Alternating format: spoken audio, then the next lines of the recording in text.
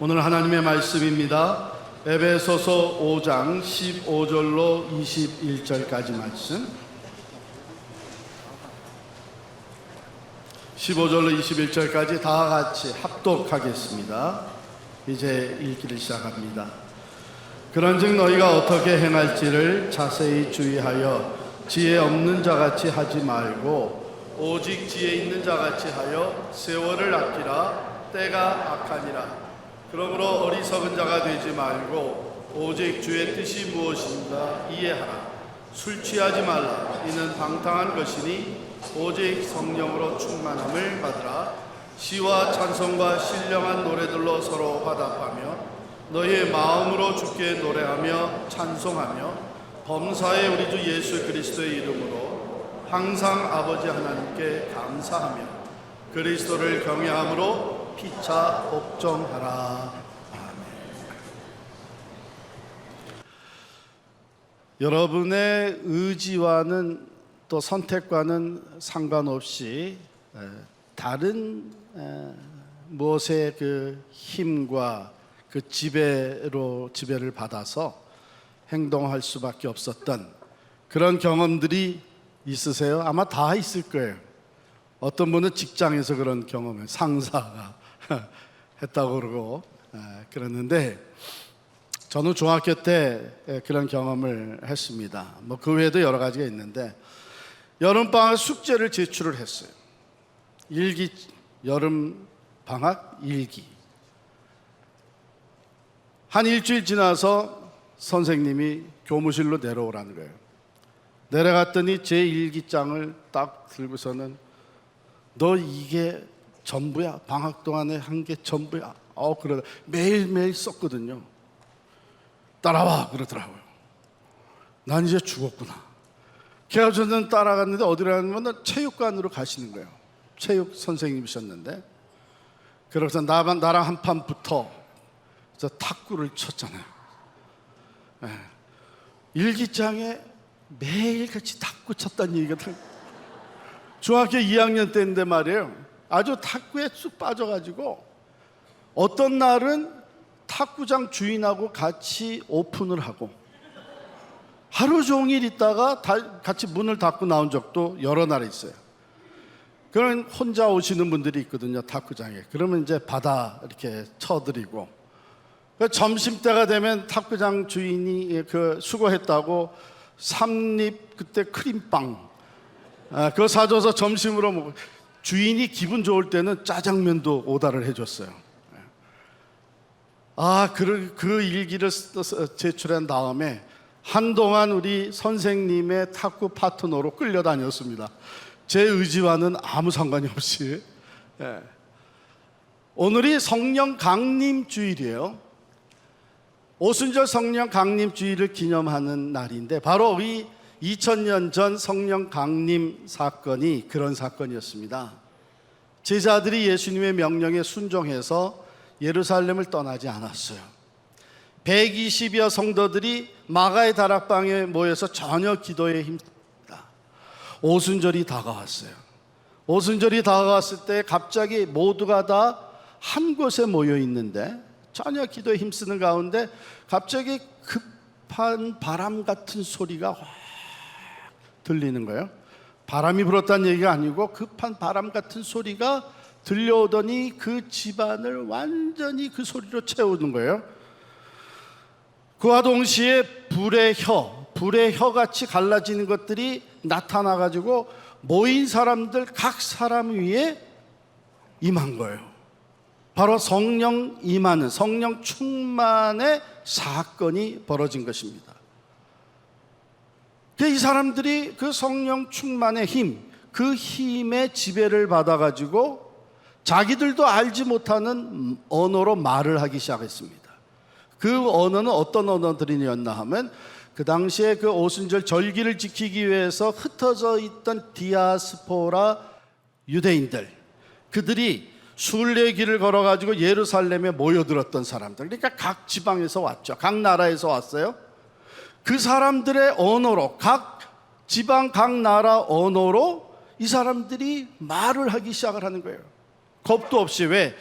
여전히 예수를 잡아 죽인 그 지도자, 유대교 지도자들 또 로마 군병들이 예수의 제자들을 찾아 죽이려고, 왜? 예수님의 시신을, 부활하셨는데 예수님의 시신을 이들이 훔쳐갔다 해가지고 찾아 가두려고, 잡아가려고 하는데 겁도 없이 나가서 자기들도 모르는 말로 막 하나님이 예수 그리스도를 통해서 행하신 그 놀랍고 큰 일들을 전파하기 시작한 거예요. 이것은 그들의 의지와는 아무 상관이 없이 전적으로 성령의 지배 속에서 자기들도 모르는 방언으로 하나님이 전하게 하시는 말씀을 담대하게 전한 사건이었어요.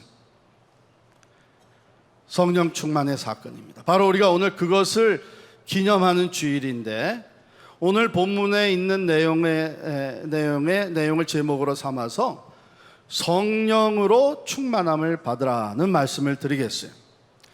오늘 본문은 그런즉 이렇게 시작합니다. 그런즉, 이 전환점을 이루면서 비교를 하고 있는 것이죠.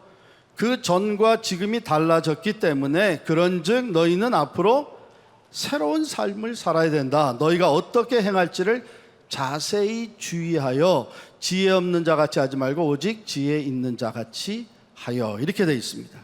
그러면 어떤 변화가 일어났느냐? 앞에 8절에 보면 너희가 전에는 어둠이더니 이제는 주 안에서 빛이라, 빛의 자녀들처럼 행하라. 또 내려가서 14절에 보면 그러므로 이르시기를 잠자는 자여 깨어서 죽은 자들 가운데서 일어나라. 그리스도께서 너에게 비추이시리라 하였느니라. 그런즉, 이렇게 된 것이죠. 어둠의 자인, 어둠에 속했던 사람들이 빛으로 나오고 빛이신 하나님의 자녀로 거듭났다는 것이죠. 에베소 교회의 성도들, 또 오늘 예수를 믿는 우리 자신들, 그리스도인들, 예수 그리스도 안에서 새로운 피조물이 됐다는 것이죠. 그런즉, 그렇다면 이제는 삶이 달라야 되지 않느냐? 전과 다른 삶의 자세를 가지고 새로운 삶을 살아야 되지 않느냐, 이런 말씀이 되는 것이죠. 그런즉 너희가 어떻게 행할지를 자세히 주의하여 지혜 없는 자같이 하지 말고 오직 지혜 있는 자같이 하여, 그랬습니다. 자세히 주의하여, 이렇게 돼 있거든요. 근데 이 표현은, 주의하여라는 이 표현은 바울에게는 오랫동안 굉장히 익숙하게 사용되었던 표현이에요. 바울이 원래 어떤 트레이닝을 받은 사람이죠? 정확하게 맞췄어요. 율법을 배운 사람입니다. 그는 자기를 바리새인 중에 바리새인이다. 즉 율법대로 철저하게 살아가는 바리새인, 그 중에서도 나는 누구보다도 조금 더 흠이 없는 율법주의자였다는 것이죠. 그때에 이 율법주의자들은 항상 무엇을 철저하게, 정확하고 치밀하게 주의해서 바라보냐 하면 율법이 뭐라고 얘기하냐. 우리가 이렇게 하는 것은 율법을 따르는 거냐, 율법을 거스르는 거냐. 이게 항상 그들의 마음속에 자리 잡고 있었던 생각이에요. 그래서 자세히 주의해서 치밀함과 정확성을 가지고 율법대로 살아가려고 애썼던 사람들이 바로 바리새인주의고, 그 중에 바울이 대표적인 인물이었어요.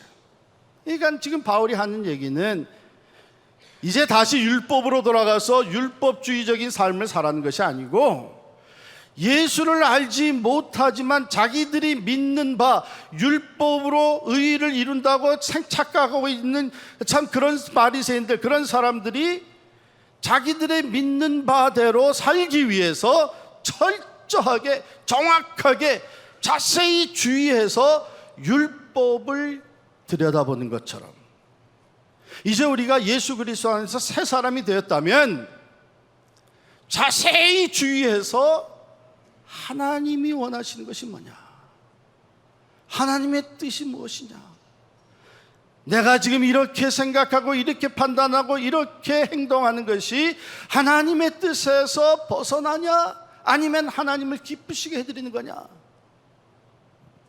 정확하게 치밀하게 자세히 주의해서 살피라는 거예요. 대강대강 살아갈 수 없다는 것이죠. 어떻게 허락하신 생명인데 독생자 예수 그리스도도 아낌없이 내어주시면서 희생의 제물로 삼으시면서 우리에게 허락하신 놀라운 선물, 구원의 은총인데 이 새 생명을 가지고 사는 사람들이 전에 살아가듯이 대강대강 살 수 없잖아요. 잘 살아야 되잖아요. 잘 살아야 되잖아요. 제대로 살아가기 위해서 바울이 권면하는 겁니다. 너희가 어떻게 행할지를 이제는 자세히 주의하여 지혜 없는 자같이 하지 말고 오직 지혜 있는 자같이 하라고 하는 것이죠.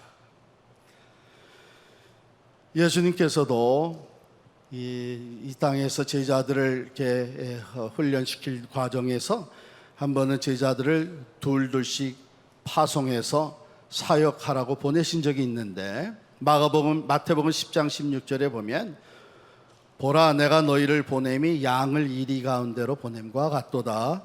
그러므로 너희는 뱀같이 지혜롭고 비둘기같이 순결하라 그랬어요.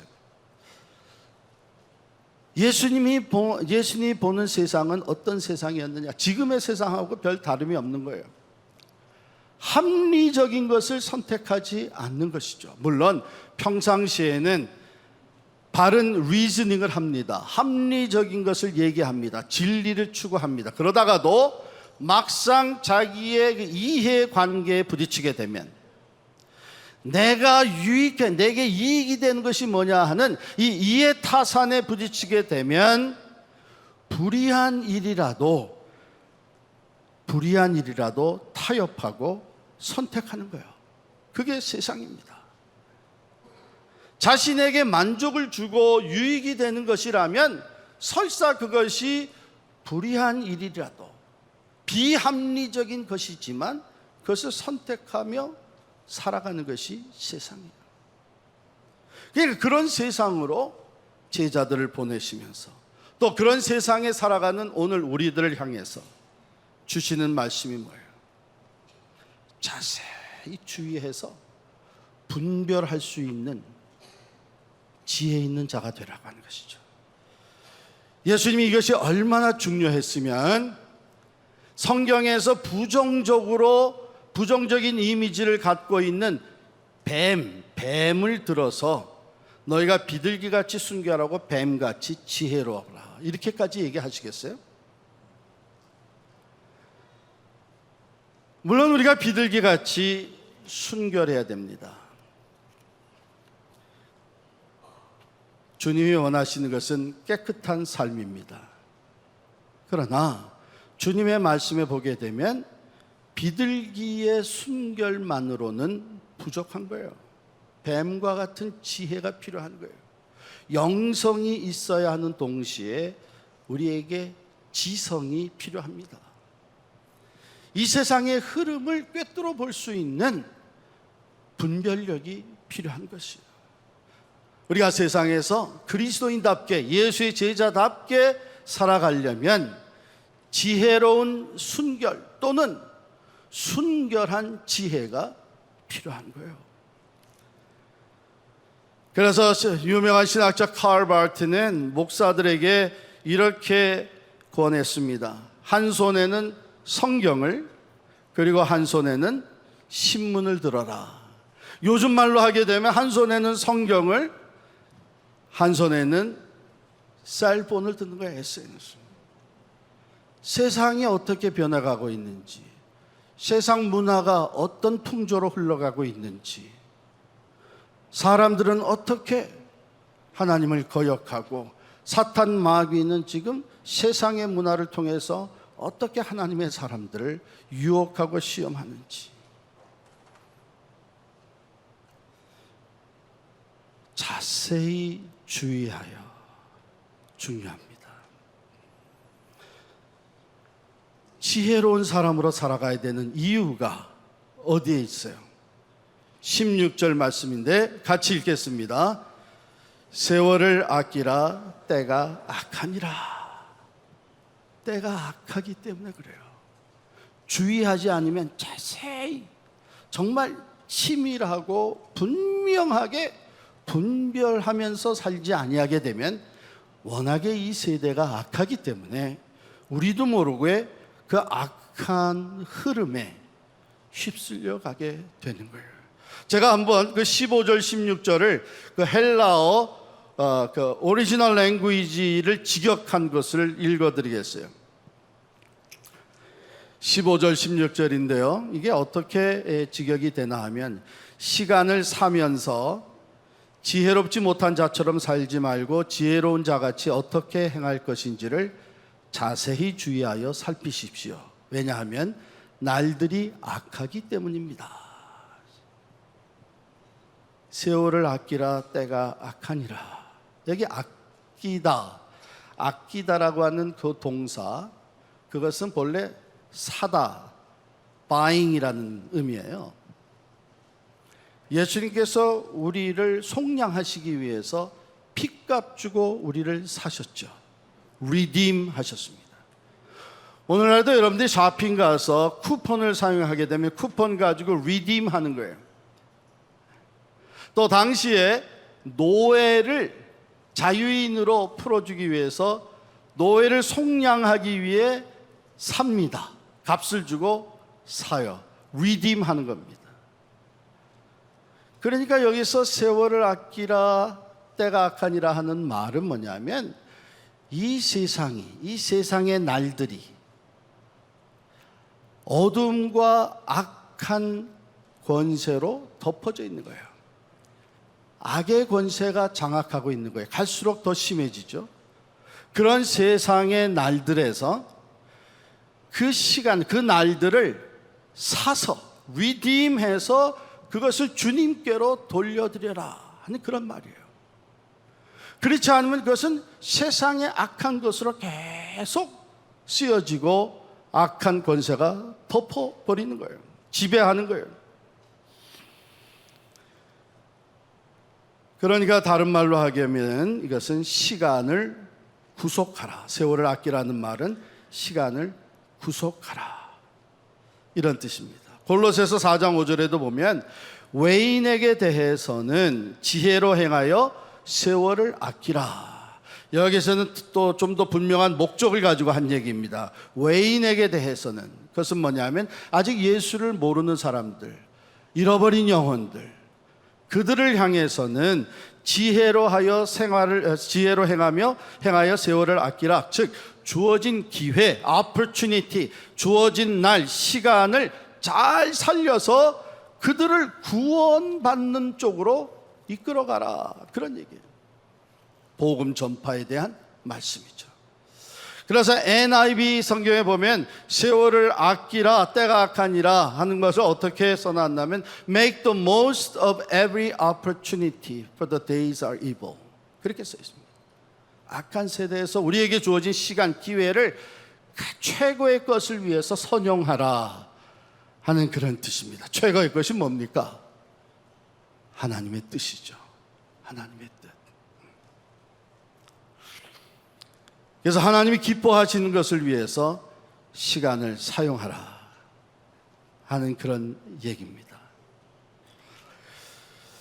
이쯤 되면 우리가 한번 생각해 볼 필요가 있죠. 지금 나는 내 타임 매니지먼트를 어떻게 하고 있는가? 어떻게 나는 내게 주어진 날들을, 그 시간들을 사용을 하고 있는가? 세상에 많은 사람들이 자기 성취를 위해서 사용을 합니다. 그것이 또한 지혜로운 타임 매니지먼트예요. 뭐 그냥 그 시간을 그냥 뭐 자기가 해야 될 일도 안 하고 그냥 낭비하고 살아가는 그런 사람들은 말할 것도 없고, 그러나 시간을 잘 활용한다는 사람들은 자기의 목표를 세워놓고 그것을 달성하기 위해서 초점을 맞추고 부단히 노력을 하되, 다른 사람들하고 어울리는 것, 시간 뺏기는 걸 매우 아까워하면서 자기 달성, 목표 달성을 위해서 열심히 살아가면서 타임 매니지먼트 하는 사람을 지혜롭다, 이렇게 얘기할 수 있어요. 제 친구 하나가 시카고에서 고등학교 때부터 친구죠. 다 이제 타주로 떠났고 그 친구만 시카고에 남아있어요. 우리 한 8명이 어울렸었는데 이 친구가 아주 계획을 잘 세웠어요. 저랑 이제 교회도 다니고 믿는 가정인데 계획 잘 세웠어요. 연방 정부의 공무원으로서 일을 하다가 성실하게 일을 했어요. 그래서는 최근에 연락이 왔는데 와이프도 이제 학교 선생님이시고 자기는 연방 정부의 공무원으로서 얼리 리타이어를 한 거예요. 부부가 벌써 다 리타이어를 했어. 나는 아직도 갈 길이 먼데. 그러더니 카톡방에 딱 올렸는데 자기들이 앞으로 한 3개월 동안 유람선을 타고 세계 일주를 한 거예요. 야, 정말 뭐 다 댓글이 올라오는 거죠. 야, 너 좋겠다. 야, 너 성공했다. 야, 얼마나 행복하냐 뭐 이러면서 부러워하면서 올라갔어요. 제가 지난번에 시카고 집회 갔다가 다 마치고 돌아와 이제 호텔에 찾아와서 만났어요. 그래서 얼마나 좋았냐. 뭐 여기도 가고 저기도 가고 다 얘기하더라고요. 그래서 야, 너 부럽다. 벌써 이렇게 다 리타이어하고 평생 이제 뭐 먹고 살 거 다 내놓고 이제 일주 여행만 다니고 말이야. 야, 너 이제 세계 일주 다 했으니까 그 다음에 남은 건 뭐냐? 너 우주 여행 갈래? 그러다가 제가 이제 너 웬만한 데 다닐 때 다 다녔으니까 너 좀 선교 좀 해야지, 선교. 그랬더니 자기 와이프는 벌써 선교제도 왔다 갔다 한대요. 그러니까 와이프는 와이프고 너 말이야, 너. 여러분 생각해 보세요. 자기가 원하는 대로 인생을 잘 계획해서 은퇴하고 이제 남은 날들을 위한 것을 다 준비해 놨어요. 그러면 지혜로운 사람이에요. 그러나 하나님의 안목으로 보면 지혜로운 사람 아닙니다. 왜냐하면 우리는 궁극적으로 하나님 앞에 서서 이 땅에서 한 번 산 인생에 대한 평가를 받아야 돼요. 하나님이 도대체 나를 구원하신 후에 왜 여전히 이 땅에서 살게 했는지, 천국에 가면 그걸로 끝나고 영원한 천국에서 누리게 될 텐데, 평생 영생을 누리게 될 텐데 왜 구원 이후에 내 삶을 여기에 두셨는지, 그거에 대해서 하나님 계획이 있단 말이죠. 목적이 있단 말이죠. 우리 한 사람 한 사람을 향한 분명한 계획과 목적이 있는데 그건 생각하지 않냐고 self-fulfillment, 자기 성취를 위해서 열심히 살아간 사람, 세상적인 안목으로 보면 지혜로워요. 그러나 하나님의 안목으로 보면 어리석은 거예요. 하나님 앞에 가서 뭐라고 얘기하겠어요? 그렇기 때문에 오늘 말씀은 어리석은 자가 되지 말고 오직 주의 뜻이 무엇인가 이해하라.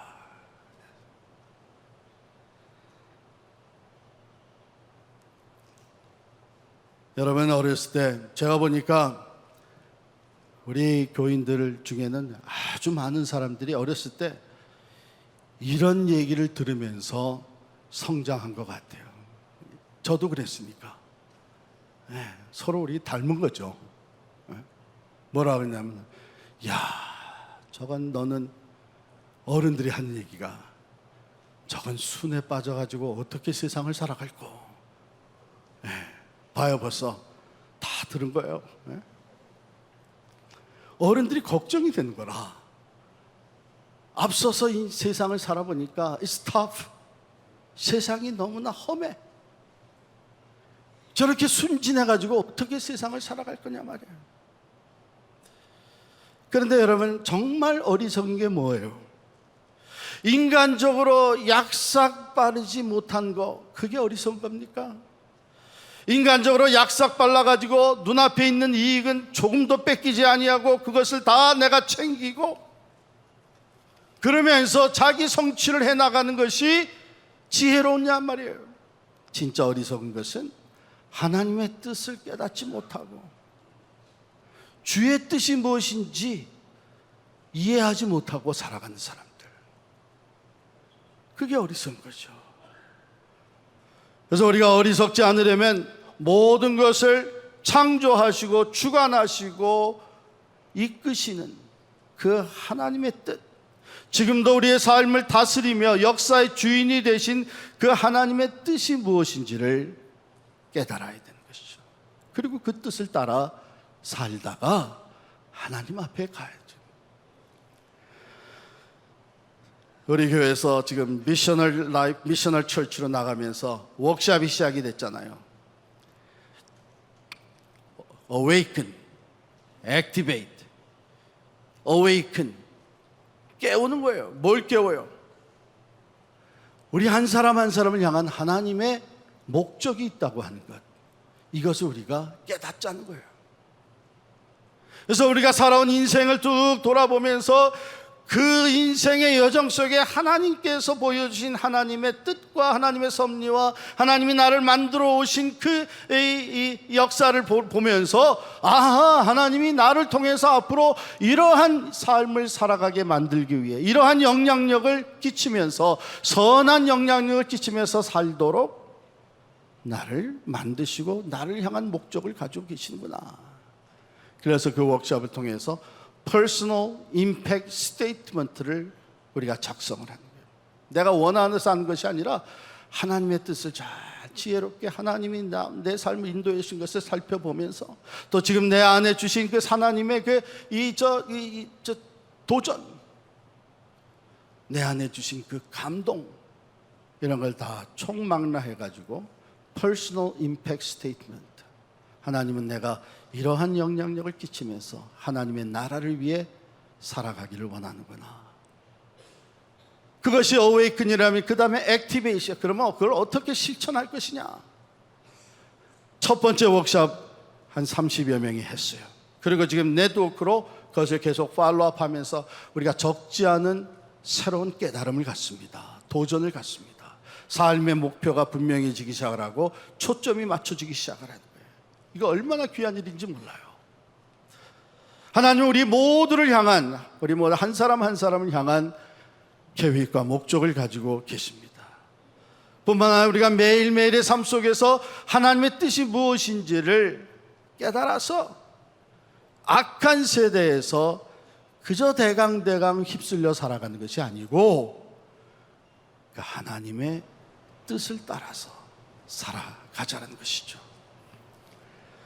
사람들은 참 똑똑합니다. 사실 다른 피조물 짐승에 비하면 얼마나 지혜가 있고 또 능력이 있습니까? 인간의 지성으로, 인간의 이 지혜와 또 능력으로 이루어 놓은 것들을 보면 그 문명이라고 하는 것은 대단하잖아요. 우리는 그거의 최고봉이 되는 이 맨하탄, 뉴욕시티를 늘 바라보면서 살아가요. 그럼에도 불구하고 우리가 인정할 수밖에 없는 것은 우리는 여전히 한치 앞을 알 수가 없습니다. 아무리 인간의 지성이 탁월해도 하나님의 일은 우리의 머리로 헤아릴 수가 없습니다. 차원이 다르기 때문이에요. 하나님의 일은 영의 차원이, 영적인 차원이 있고 하나님의 일은 영원의 퍼스펙티브를 가지고 있습니다. 영원의 차원이에요. 그래서 이사야 55장 8절 9절에 보면 이는 내 생각이 너희의 생각과 다르며 내 길은 너희의 길과 다름이니라. 여호와의 말씀이니라. 이는 하늘이 땅보다 높음같이 내 길은 너희의 길보다 높으며 내 생각은 너희의 생각보다 높음이니라. 그래서 말이죠, 우리가 다 아는 것 같지만 정말 우리는 무슨 일이 일어날지 모른다 하는 것을 간간히 하나님 깨닫게 해주시는데, 캘리포니아에서는 산불하고 지진을 통해서 역사를 하십니다. 얼마 전에 산불 보셨잖아요. 거기에 아주 훌륭한 집을 저다고 그 고급 주택들, 이 한 마을이 이번에는 다 없어졌어요. 제 둘째가 캘리포니아에서 아키텍으로 지금 회사를 다니고 있는데 바쁘대요. 거기에 이 건축 회사들이 다 바쁘대요. 왜냐하면 마을 하나가 다 없어졌기 때문에 그거 다시 짓느라고 바쁘대요. 그리고 가끔 가다가 하나님이 이제 지진이 일어나잖아요. 주중에 지진이 일어나면 주일날 예배 출석 수가 올라가. 그래서 우리 그때 목회할 때 목회자들이 모이면 가끔 기도했어요. 하나님 종종 흔들어 주십시오 라고. 아니 언제 지진이 일어날지 알 수도 없어요. 그렇게 잘 나가던 사람이 어느 날 오피스에서 푹 쓰러져 병원에 실려가.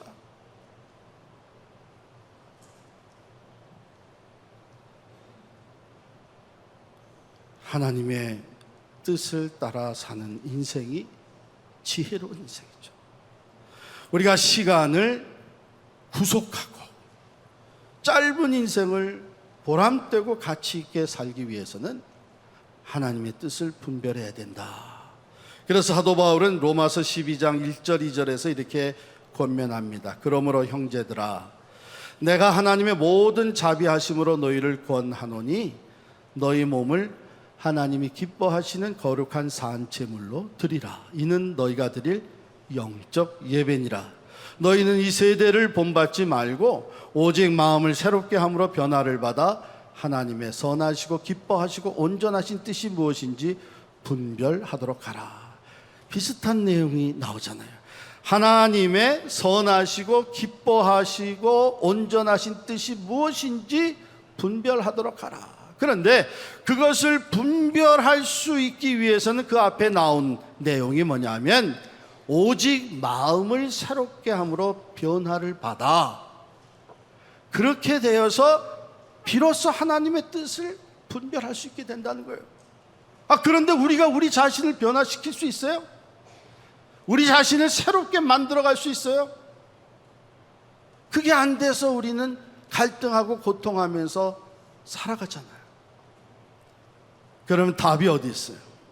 하나님이 진정으로 기뻐하시는 거룩한 산 제물로 하나님의 뜻을 따라서 우리의 삶을 드릴 수 있는 그러한 삶을 살 수 있도록 하던 그 답이 어디 있냐 말이에요. 그 답이 바로 성령 충만이에요. 술 취하지 마라. 이는 방탕한 것이니 오직 성령으로 충만함을 받으라. 여러분 성령 충만은 하나님의 뜻을 이해하고 나를 향한, 내 가정을 향한, 우리 교회를 향한, 이 나라를 향한 모든 것을 주관하시는 하나님의 뜻을 이해하고 그 뜻대로 살아갈 수 있는 용기와 능력을 얻는 데에 필수적이에요. 술 취하지 마라. 이는 방탕한 것이니 오직 성령으로 충만함을 받으라. 아니 하나님의 뜻을 말하다가 왜 갑자기 또 술 얘기가 나옵니까? 이 이유는 성령 충만한 거하고 술 취한 거하고 비슷한 점이 있기 때문에요. 성령 충만하게 되면은 성령의 지배를 받고 술로 충만하면 술 취하면 술의 지배를 받죠. 그래서 사람이 술을 먹다가 술이 술을 먹고 그 다음엔 술이 사람을 먹는 거예요. 술이 사람을 실죠. 취하면 컨트롤 당하는 거죠.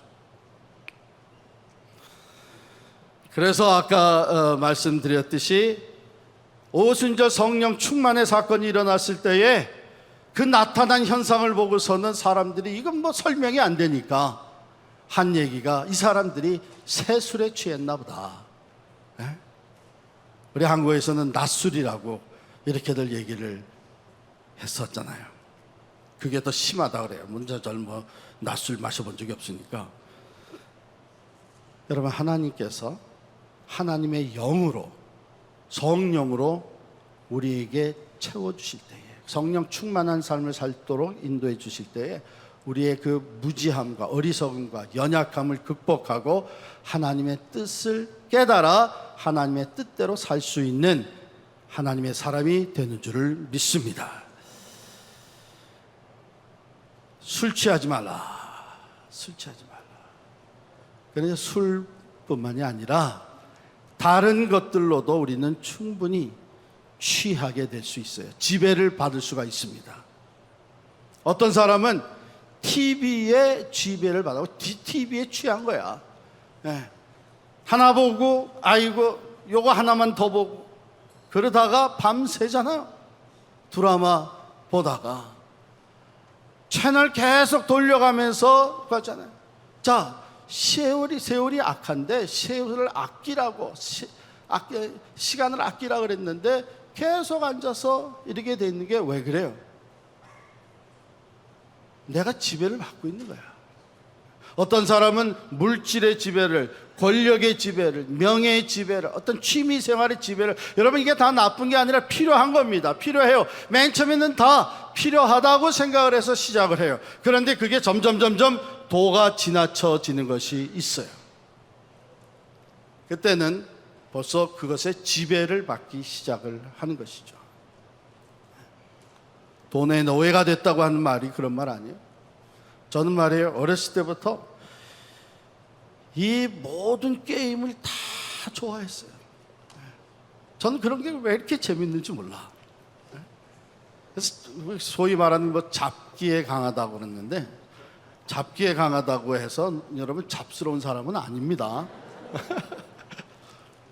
벌써 중학교 2학년 때 이렇게 장기, 바둑 이런 거 얼마나 좋아했는지 몰라요. 화투 물론이죠. 뭐 이런 거 하면 그냥 몰입이 돼. 그래가지고서는 화투뿐만 아니라 중학교 3학년 때 우리 어울리던 친구들이 벌써 그때 우리 카드 게임 하면서 포카하고 이제 그랬어요. 그리고 당구. 저는 당구에 빠져가지고 또 대학을 졸업 못할 뻔한 적도 있어요. 한 학기를 완전히 망쳤거든.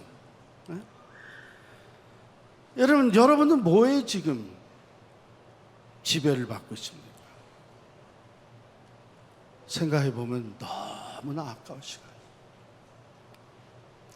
이 게임을 좋아하다 보니까 제가 얼마 전까지만 해도 우리 교육자들한테도 얘기했는데 여기에 게임이 하나가 딱 들어가 있었어요. 월드 쿠키라고 하는 게임인데 이게 영어 단어를 참 만들어가는 거예요.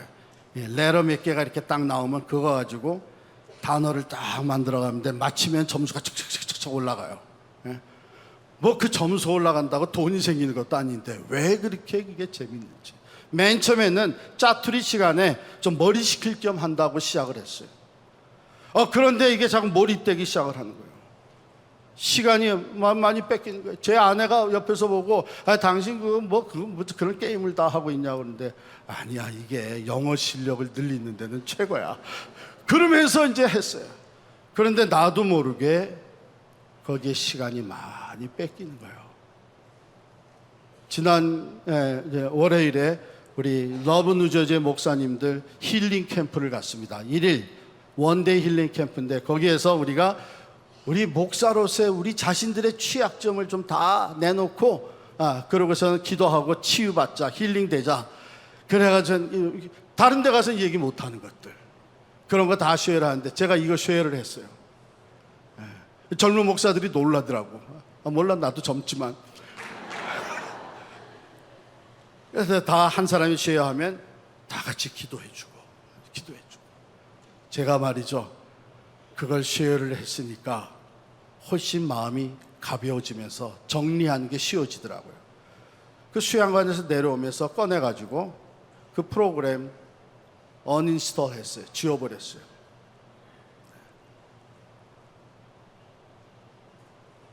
여러분, 이게 우리의 힘으로 되지 않습니다. 성령 충만할 때 성령께서 우리를 도와주시는 거예요.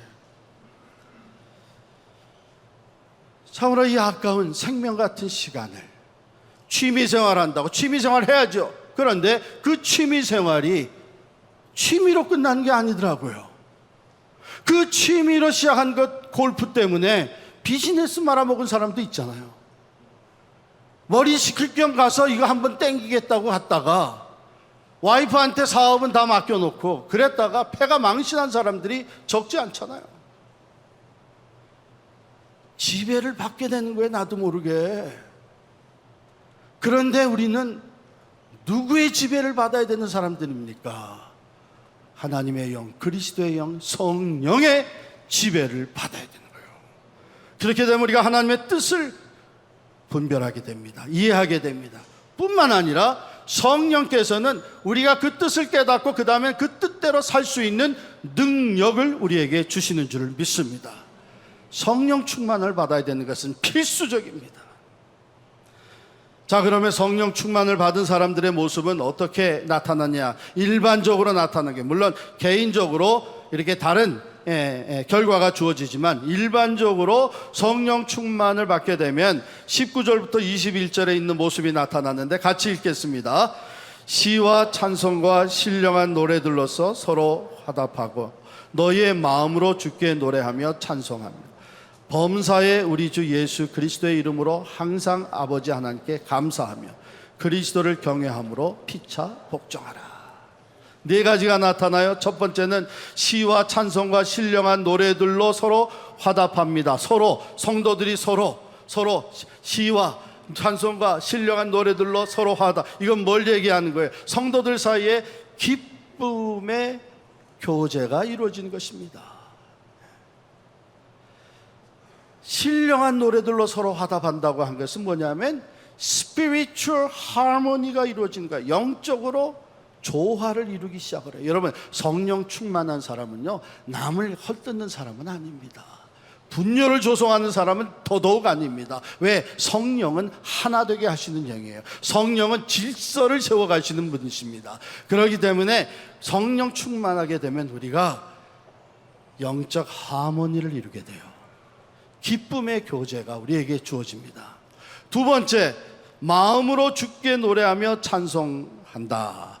이제는 대상이 누구예요? 주께. 이것은 마음에서부터 우러나오는 진정한 그 신령과 진정의 예배가 하나님께 드려지는 거예요. 성령 충만함. 그냥 형식적인 것이 아니라 성령 충만한 사람은 예배 드릴 때에 마음에서부터 우러나오는 신령한 예배, 진리의 예배를 하나님께 드리는 거예요. 그래서 벌써 예배 드리는 모습 자체가 다른 거예요. 제가 이렇게 얘기하니까 벌써 자리를 고쳐 앉는 사람이 있는데, 맞아요. 네. 그게 두 번째 현상입니다. 예배가 달라지는 거예요. 세 번째, 항상 하나님께 감사하게 됩니다. 여기 보면은 범사에 우리 주 예수 그리스도의 이름으로 항상 아버지 하나님께 감사하며, 항상 기뻐하라, 쉬지 말고 기도하라, 범사에 감사하라, 이는 그리스도 예수 안에서 너희를 향하신 하나님의 뜻이니라. 우리 다 알잖아요. 이게 하나님의 뜻인데, 기쁘게 살고 항상 기도하고 범사에 감사하는 것이 하나님의 뜻인데, 그게 내가 원하는 대로 돼요? 안 돼요. 그런데 이 하나님의 뜻대로 살 수 있도록 도우시는 분이 성령이에요. 성령 충만하게 되면 항상 기쁨이 넘치고 쉬지 않고 기도가 나오고 범사에 감사하는 삶이 되는 거예요.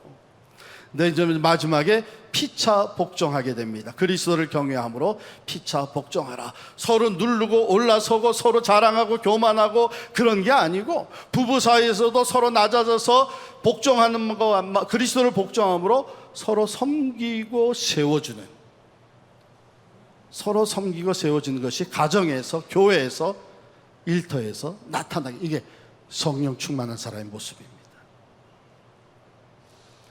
그런데 성령 충만은 일회적으로 끝나는 사건이 아니잖아요.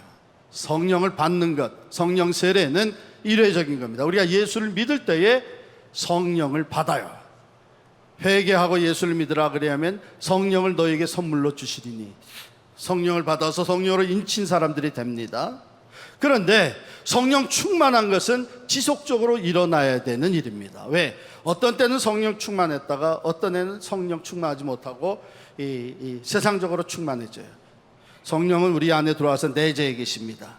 근데 우리가 그 성령의 인도하심을 따라가면 따라갈수록, 순종하면 순종할수록 그 다음 그 성령의 영향력이 내 삶에서 더 커져요. 그래서 내 생각과 말과 행동을 다 주관하면서 성령 충만한 삶으로 하나님의 뜻을 따라 사는 사람으로 이끌어가요. 그런데 어떨 때는 내 안에서 일어나는 죄된 자아가 있어요.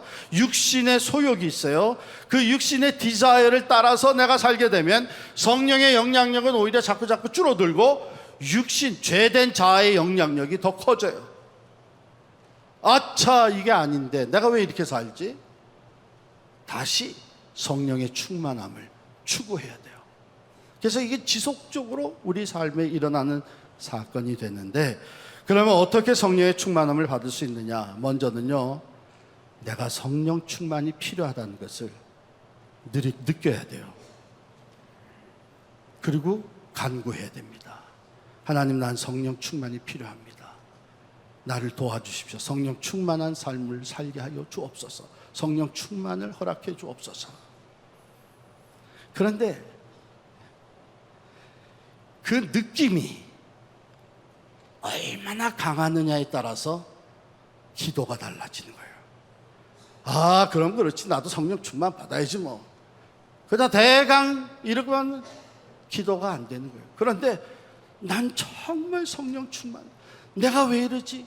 내가 하나님의 사람으로서, 예수 믿는 사람으로서, 그리스도인으로서, 교회의 중직으로서, 목사로서 이게 내가 지금 어떻게 사는 거야? 하나님, 나를 불쌍히 여겨 주십시오. 그 성령 충만의 필요가 강할수록 기도가 간절해지는 거예요. 강할수록 앉아서 기도하던 사람이 도저히 참지 못하고 엎드러지게 되는 거예요. 전혀 기도에 힘썼던 120여 성도에게 성령 충만이 임했습니다. 두 번째, 죄를 회개하고 자신을 깨끗이 해야 됩니다. 죄 문제가 해결되지 않은 상태에서 성령 충만한 삶을 살 수가 없습니다. 왜냐하면 죄라고 하는 것은 하나님과 우리를 갈라놓는 것이기 때문에. 세 번째로, 하나님께 자신의 생활을 전적으로 의탁을 해야 됩니다. 하나님께 순종하고 나가는 것이죠. 그럴 때 성령 충만한 삶으로 바뀌어져 가는 거예요. 마지막으로 예화 하나를 말씀을 드리겠어요.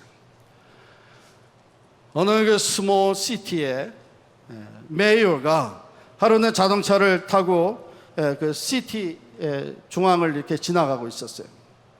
그런데 시의 직원 두 사람이 아주 열심히 그 길가에서 일을 하고 있는 거예요. 가만 보니까 한 사람은 계속 땅을 파서 구덩이를 파고, 그 다음에 또 한 사람은 그걸 또 다시 탁 묶고, 또 옮겨가서 한 사람은 똑같은 사람 또 타고, 또 다른 사람은 거기서 계속 묶고 메꾸고, 그래서 여러 개를 그렇게 하는 거예요. 그래서 저기 무슨 일을 저렇게 하나? 차를 세우고 가서 물었어요. 당신들 지금 뭐 하는 거냐 말이에요. 시장이 왔으니까 시장한테 자랑스럽게 얘기를 한 거예요. 우리는 원래 세 사람이 한 팀입니다.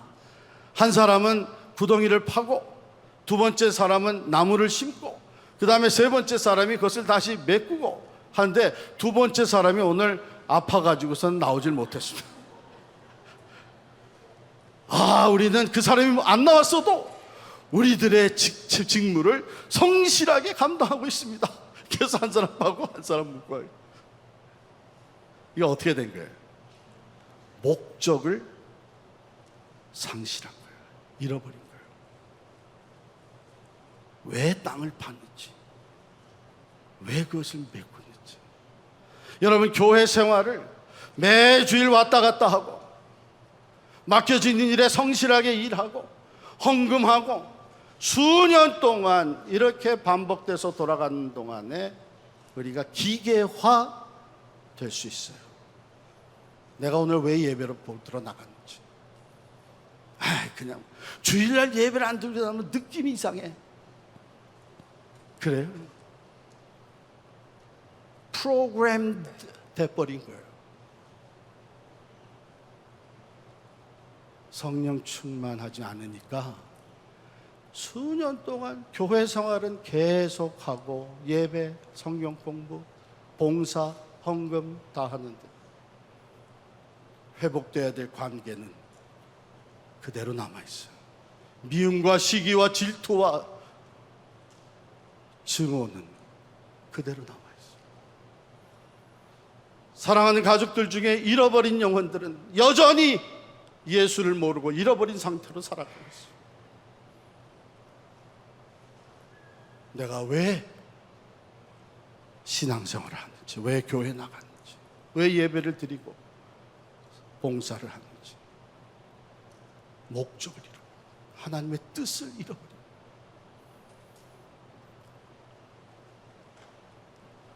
오늘 성경 말씀 우리에게 성령의 충만함을 받으라. 그래서 주의 뜻이 무엇인가 이해하라. 약한 세상을 어리석은 자가 되어 살지 말고 지혜롭게 살아라. 성령 충만한 삶은 바로 그런 것입니다. 성령 충만을 받는다는 것은 예수로 충만해지는 것입니다. 예수 안에 사는 것입니다. 예수의 삶을 살아내는 것입니다. 예수의 인격과 성품을 드러내는 것입니다. 예수의 산 증인된 삶입니다. 죽어가는 영혼을 구원하는 삶입니다. 우리가 살아가는 삶의 자리마다에서 미시오데이 하나님의 선교를 살아가는 선교적 라이프가 성령 충만한 삶입니다. 하나님께서 우리들에게 성령 충만의 역사를 일으켜 주시기를 간절히 축원합니다.